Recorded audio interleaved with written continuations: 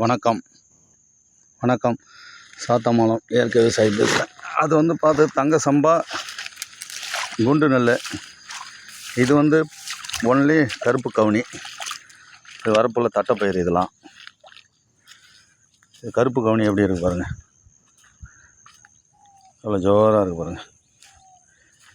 அது இந்த மழை பெஞ்ச பிறகு சும்மா இப்போயே இடுப்பு மட்டும் இருக்குது.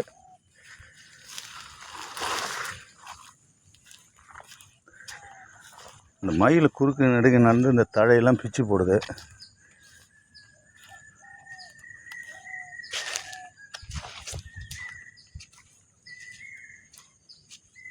இதெல்லாம் கருப்பு கவுனி. வரப்பு சுற்றி தட்டைப்பயிறு, உளுந்து, மாங்காய், இஞ்சி, தண்ணி எப்படி போயிட்டுருக்கு பாருங்கள்.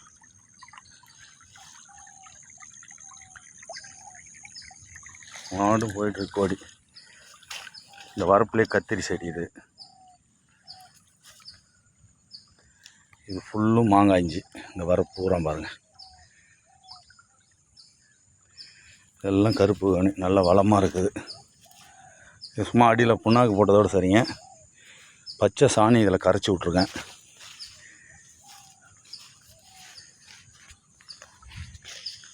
தேங்காய் கொல்லையில் வேண்டு அதை பொறுக்கி எடுத்துகிட்டு வரேன்.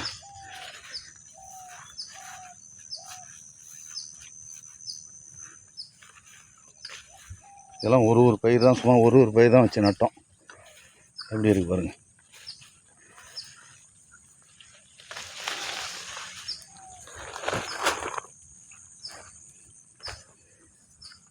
எல்லாம் ஒரு பயிர் தான்.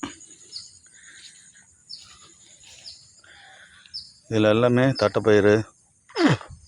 இது பூரா மாங்காய் இஞ்சி சார். வரப்பை சுற்றி ஒரு வித்தியாசமாக இருக்குன்னு இது ஃபுல்லும் மாங்காய் இஞ்சி தான்.